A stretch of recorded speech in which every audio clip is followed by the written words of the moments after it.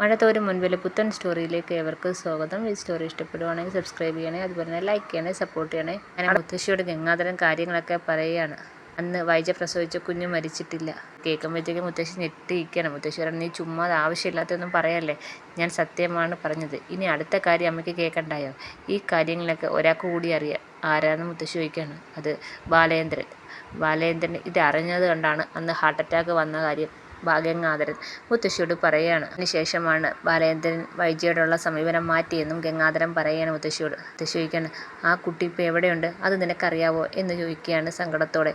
അത് ഇവിടെ കൺമുൻപിൽ തന്നെ ഉണ്ട് അമ്മേ. ആരാന്ന് മുത്തശ്ശി ചോദിക്കുകയാണ്. അത് വൈജ ഈ ലോകത്ത് ഏറ്റവും വലിയ ശത്രുവായി കരുതുന്ന അലീന. അത് ബാലേന്ദ്രൻ്റെ മോളല്ലയോ എന്ന് ചോദിക്കുകയാണ്. അത് ബാലേന്ദ്രൻ്റെ മോളൊന്നുമല്ല, അത് വൈജയുടെ മോളാണ്.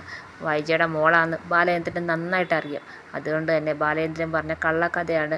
ബാലേന്ദ്രൻ്റെ വിവാഹത്തിന് മുമ്പ് ഒരാളുമായിട്ട് അടുപ്പത്തിലാണെന്നും അതിലുണ്ടായ കുട്ടിയാണ് അലീന എന്നും ബാലേന്ദ്രൻ കള്ളക്കഥ ഉണ്ടാക്കിയതാണെന്ന് ഗംഗാധരൻ പറയുകയാണ്. ഇതെല്ലാം കേൾക്കുമ്പോഴത്തേക്ക് മുത്തശ്ശിയാണെങ്കിൽ ആകെപ്പാടെ ടെൻഷൻ അടിച്ച് സങ്കടപ്പെട്ട് കരയുകയാണ്.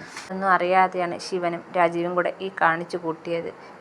എനിക്കിത് നേരത്തെ അറിയാമായിരുന്നു. എന്നെ ബാലേന്ദ്രൻ വന്ന് കണ്ടിട്ട് ഈ കാര്യങ്ങളൊക്കെ ചോദിച്ചപ്പം എനിക്ക് നിഷേധിക്കാൻ പറ്റിയില്ല. അതോടെ തെളിവോടെയാണ് അയാൾ വന്നത്. അതിനുശേഷമാണ് അയാൾ കടപ്പാട്ടൂർ വരുന്നതും അയാൾക്ക് അറ്റാക്ക് വരുന്നതും വൈജയോടുള്ള സമീപനം മാറിയതൊക്കെയാണെങ്കിൽ ഉള്ള കാര്യം ഗംഗാധരൻ മുത്തശ്ശിയോട് പറയാണ്. മുത്തശ്ശിയാണെങ്കിൽ ഇനി എന്ത് ചെയ്യും മോനെ എന്ന് പറഞ്ഞ് പൊട്ടിക്കരയാണ്. അപ്പം ഗംഗാധരൻ പറയാണ്, ഇനി എന്ത് ചെയ്യാൻ, ബാലേന്ദ്രൻ്റെ മുന്നിൽ കീഴടങ്ങാനേ പറ്റത്തുള്ളൂ.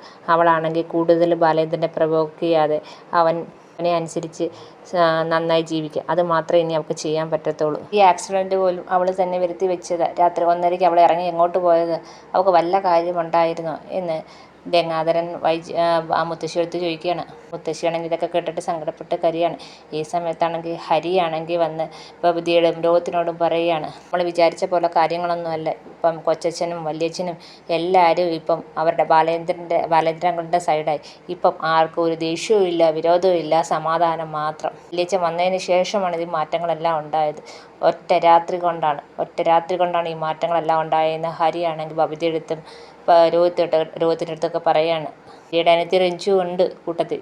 രോഹി ചോദിക്കുകയാണ്, അതെന്ത് പറ്റി, ആ ഒറ്റ രാത്രി എന്താണ് സംഭവിച്ചത്? എന്തായാലും അലീനെ തട്ടിക്കൊണ്ടുപോയത് അച്ഛനും കൊച്ചച്ഛനോടൊക്കെ ചേർന്നാണോ തട്ടിക്കൊണ്ടുപോയത്? പിന്നെ എന്ത് സംഭവിച്ചെന്ന് ഒരു പിടിയില്ല. എല്ലാവരും ഇപ്പോഴും സമാധാനമാണ് പറയുന്നത്. കടപ്പാട്ടുകാരുമായിട്ട് ആർക്കും ഒരു അടിയും വഴക്കും വേണ്ട എന്നാണ് പറയുന്നത്. എന്നെയും വിളിച്ച് അതാ പറഞ്ഞത്, അമ്മയോടും അത് തന്നെ പറഞ്ഞത്. അമ്മയോട് ചൂടായി ചെല്ലുകയും ചെയ്ത് അച്ഛൻ ഇരിക്കാൻ വരെ ചെന്നെന്നാണ് അറിഞ്ഞത് എന്ന് ഹരി പറയാണ്. ബബിതയാണെങ്കിൽ എന്നെ ഞെട്ടിയിരിക്കുകയാണ്. ബബിത ചോദിക്കുകയാണ്, ഇത്രയും പെട്ടെന്ന് എല്ലാവരും അച്ഛൻ്റെ സൈഡിലോട്ട് അലീനയും സപ്പോർട്ട് ചെയ്യാൻ കാരണം എന്താ എന്ന് ചോദിക്കുകയാണ്. അപ്പോൾ രോഹി പറയാണ്, അതാണ് നമുക്കിനി കണ്ടുപിടിക്കേണ്ടത് എന്ന് രോഹിത്ത് പറയാണ്. ഹരി പറയാണ്, എന്തെങ്കിലും കാരണമില്ലാതെ എല്ലാവരും പെട്ടെന്ന് ബാലേന്ദ്രൻ സൈഡിലോട്ട് മാറത്തില്ലല്ലോ, ആ കാരണം എന്താണെന്ന് നമുക്ക് കണ്ടുപിടിക്കണം എന്ന് പറയുകയാണ് ഹരിയും രോഹിത്തും കൂടെ.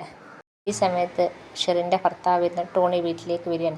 വരുമ്പോഴത്തേക്ക് അച്ഛൻ ചോദിക്കുന്നത്, നീ എവിടെയായിരുന്നു? നിന്നെ തിരക്കി ഒരു കോള് വന്നായിരുന്നു, അവർ നിന്നെ ഒത്തിരി വട്ടം വിളിച്ചെന്നാണ് പറഞ്ഞത്. എവിടെ നിന്ന് അച്ഛാന്ന് ചോദിക്കുന്നുണ്ട്. എറണാകുളത്തു നിന്നാണ് വിളിച്ചത്, നിന്നെ ഒത്തിരി വട്ടം വിളിച്ച് കിട്ടിയില്ല, അതുകൊണ്ട് എന്നെ വിളിച്ച്. ആരാന്ന് വല്ലതും പറഞ്ഞോ അപ്പച്ചാന്ന് ചോദിക്കുകയാണ്. ആരാന്നൊന്നും പറഞ്ഞിട്ടില്ല, എറണാകുളത്താന്ന് വിളിക്കുന്നതെന്ന് മാത്രമേ പറഞ്ഞോളൂ. ടോണി പറയാണ്, അതിലെന്തോ ഒരു കുഴപ്പമുണ്ടല്ലോ അച്ഛാ എന്ന് പറയുകയാണ്. അതിലെന്ത് കുഴപ്പം? ഏയ് ഒന്നുമില്ല, ഇനി അവർ വിളിക്കുകയാണെങ്കിൽ ഞാൻ വന്നിട്ടുണ്ടെന്ന് അറിയിക്കണം എന്ന് പറയാണ്. അങ്ങനെ രേവതിക്കുട്ടിയാണെങ്കിൽ പിന്നെയും കോണ്ടാക്ട് ചെയ്യുമ്പം ടോണി നാട്ടിലുണ്ടെന്ന് അറിയുന്നുണ്ട്.